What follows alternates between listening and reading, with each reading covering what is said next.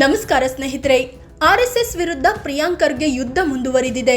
ನಾನು ಇರೋವರೆಗೆ RSS ಪಥಸಂಚಲನಕ್ಕೆ permission ಪಡಿಲೇಬೇಕು ಅಂತ ಹೇಳಿದ್ದಾರೆ.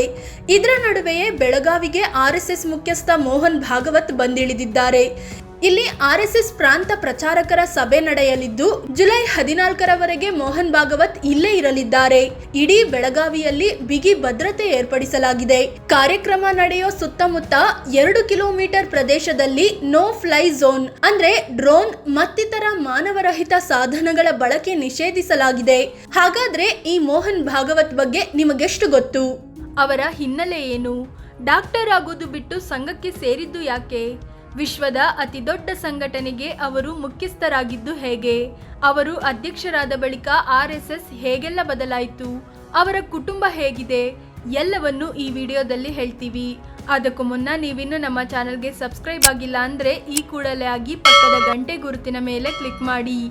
ಜನನ ಮತ್ತು ಬಾಲ್ಯ. ಮೋಹನ್ ಭಾಗವತ್ 1950ರ ಸೆಪ್ಟೆಂಬರ್ 11ರಂದು ಮಹಾರಾಷ್ಟ್ರದ ಸಾಂಗ್ಲಿ ಜಿಲ್ಲೆಯ ಚಂದ್ರಾಪುರದಲ್ಲಿ ಜನಿಸಿದ್ರು. ಇವರ ತಂದೆ ಮಧುಕರ್ ಭಾಗವತ್, ತಾಯಿ ಮಾಲತಿ. ಇವರಿಗೆ 2 ತಮ್ಮಂದಿರು ಮತ್ತು ಒಬ್ಬರು ತಂಗಿ ಕೂಡ ಇದ್ದಾರೆ. ತಂದೆ ಚಂದ್ರಾಪುರದ ಆರ್ಎಸ್ಎಸ್ ಘಟಕದ ಸೆಕ್ರೆಟರಿ ಆಗಿದ್ರು.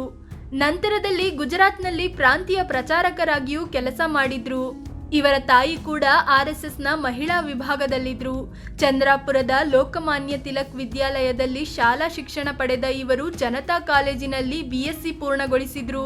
ಇದಾದ್ಮೇಲೆ ಸರ್ಕಾರಿ ಪಶು ವೈದ್ಯಕೀಯ ಕಾಲೇಜಿನಲ್ಲಿ ವೆಟರ್ನರಿ ಸೈನ್ಸ್ ಮತ್ತು ಅನಿಮಲ್ ಹಸ್ಬೆಂಡರಿ ವಿಭಾಗದಲ್ಲಿ ಪದವಿ ಪಡ್ಕೊಂಡ್ರು. 2017ರಲ್ಲಿ ಅನಿಮಲ್ ಅಂಡ್ ಫಿಶರಿ ಸೈನ್ಸ್ ಯೂನಿವರ್ಸಿಟಿಯಿಂದ ಡಾಕ್ಟರ್ ಆಫ್ ಸೈನ್ಸ್ ಪಡೆದುಕೊಂಡಿದ್ದಾರೆ. ಆರ್ಎಸ್ಎಸ್ನಲ್ಲಿ ಫುಲ್ ಟೈಮ್ ಭಾಗಿ. ಇಷ್ಟೆಲ್ಲ ಓದಿರೋ ಮೋಹನ್ ಭಾಗವತ್ 1975ರಲ್ಲಿ ಫುಲ್ ಟೈಮ್ ಆರ್ಎಸ್ಎಸ್ ಕಾರ್ಯಕರ್ತರಾದ್ರು. ಈ ಸಮಯದಲ್ಲಿ ತುರ್ತು ಪರಿಸ್ಥಿತಿ ವಿಧಿಸಲಾಗಿದ್ದರಿಂದ ದೇಶದಲ್ಲಿ ಆರ್ಎಸ್ಎಸ್ ಕಾರ್ಯಕರ್ತರ ಸ್ಥಿತಿ ತುಂಬ ಕಷ್ಟವಾಗಿತ್ತು. ಇದೇ ಕಾರಣಕ್ಕೆ ಮೋಹನ್ ಭಾಗವತ್ಗೂ 2 ವರ್ಷಗಳ ಕಾಲ ತುಂಬ ಕಷ್ಟವಾಯಿತು.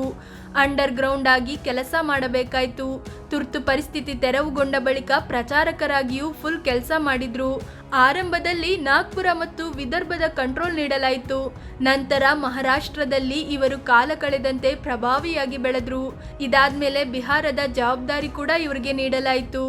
1991ರಲ್ಲಿ ಒಲಿದು ಬಂತು ದೊಡ್ಡ ಹುದ್ದೆ. 1991ರಲ್ಲಿ ಅಖಿಲ ಭಾರತೀಯ ಶಾರೀರಿಕ್ ಪ್ರಮುಖ್ ಆಗಿ ನೇಮಿಸಲಾಯಿತು. ಅಂದರೆ RSSನ ದೈಹಿಕ ತರಬೇತಿ ಕೇಂದ್ರಗಳ ಮುಖ್ಯಸ್ಥರನ್ನಾಗಿ ನಿಯೋಜಿಸಲಾಯಿತು. RSS ಈ ಟ್ರೈನಿಂಗ್ ಸೆಂಟರ್ ಅನ್ನು ಶಾಖಾ ಅಂತ ಕರೆಯಲಾಗುತ್ತೆ. ಬೆಳಗ್ಗೆ 5:05 ಗಂಟೆಗೆ ಇಲ್ಲಿ ತರಬೇತಿ ನೀಡಲಾಗ್ತಿತ್ತು. ಇಲ್ಲಿ ಬಿಳಿ ಮತ್ತು ಸ್ವಚ್ಛವಾಗಿರುವ ಶರ್ಟ್ ಮತ್ತು ಕಾಕಿ ಚಡ್ಡಿ ಧರಿಸಿ ಸ್ವಯಂ ಸೇವಕರು ಬಂದು ತರಬೇತಿ ಪಡೆಯುತ್ತಿದ್ರು.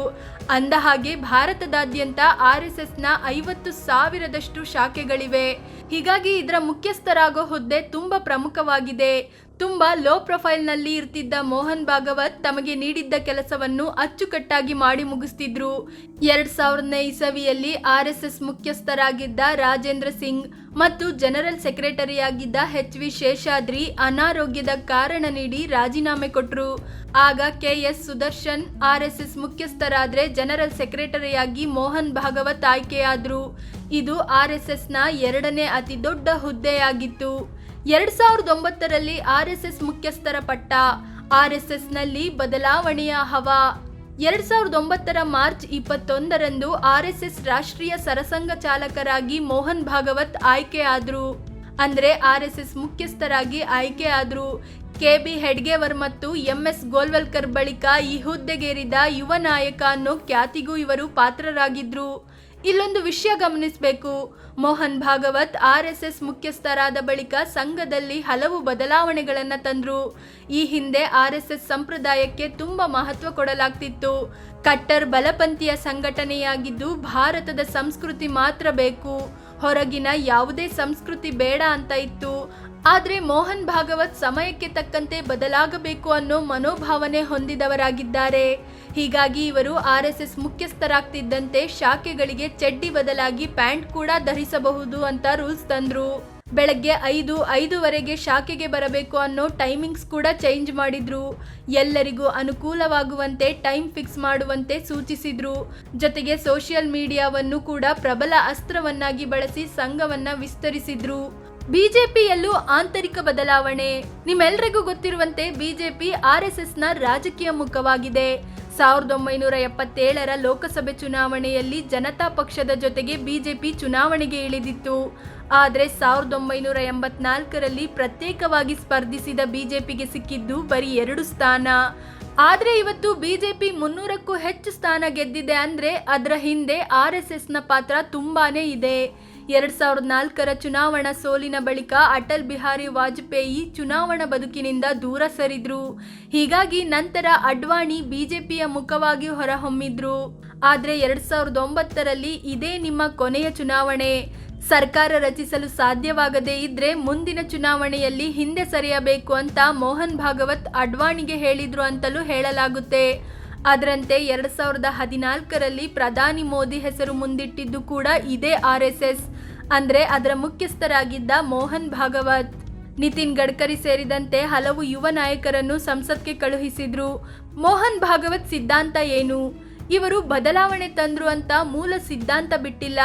ಮೂಲ ಸಿದ್ಧಾಂತವನ್ನು ಪಾಲಿಸಿಕೊಂಡೇ ಬದಲಾವಣೆಗೆ ನಾಂದಿ ಹಾಡಿದ್ದು ಇವರ ವಿಶೇಷತೆ. RSS ವಿವಿಧತೆಯಲ್ಲಿ ಏಕತೆಯನ್ನು ಬಯಸುತ್ತೆ. ಭಾರತದಲ್ಲಿ ಎಲ್ಲಾ ಧರ್ಮದವರಿಗೂ ಸ್ವಾಗತ ಇದೆ.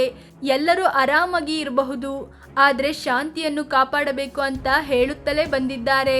ಜೊತೆಗೆ ಭಾರತ ಮುಂದೊಂದು ದಿನ ಹಿಂದೂ ರಾಷ್ಟ್ರವಾಗುತ್ತೆ, ಭಾರತದಲ್ಲಿರೋ ಮುಸ್ಲಿಮರ ಪೂರ್ವಜರು ಹಿಂದೂಗಳೇ ಆಗಿದ್ರು ಅಂತ ಹೇಳಿಕೊಂಡು ಬಂದಿದ್ದಾರೆ ಮೋಹನ್ ಭಾಗವತ್. ಈ ಕಾರಣದಿಂದಲೇ ಇವರು RSSನ ಹಿಂದಿನ ಮುಖ್ಯಸ್ಥರುಗಳಿಗಿಂತಲೂ ಭಿನ್ನವಾಗಿದ್ದಾರೆ. ಇವರ ವಿವಾದಗಳು ಏನೇನು?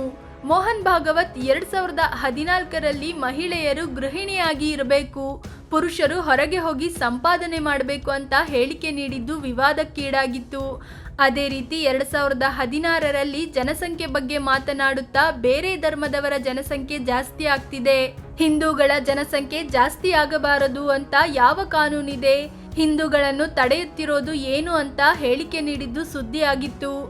ಇನ್ನು ಮದರ್ ತೆರೇಸಾ ಭಾರತದಲ್ಲಿ ಸೇವೆ ಮಾಡಿದ್ದು ಮತಾಂತರ ಮಾಡೋ ಉದ್ದೇಶದಿಂದ ಅಂತ ಕೂಡ ಹೇಳಿಕೆ ನೀಡಿ ವಿವಾದಕ್ಕೀಡಾಗಿದ್ರು. ಭಾಗವತ್ಗಿದೆ Z+ ಸೆಕ್ಯುರಿಟಿ. ಮೋಹನ್ ಭಾಗವತ್ಗೆ 2015ರಲ್ಲಿ Z+ VVIP ಭದ್ರತೆ ನೀಡಲಾಯಿತು. ಕೇಂದ್ರ ಸರ್ಕಾರ ಭಾಗವತ್ಗೆ ದಿನದ 24 ಗಂಟೆಯೂ ಬಿಗಿ ಭದ್ರತೆ ನೀಡುವಂತೆ CISFಗೆ ಸೂಚಿಸಿತ್ತು.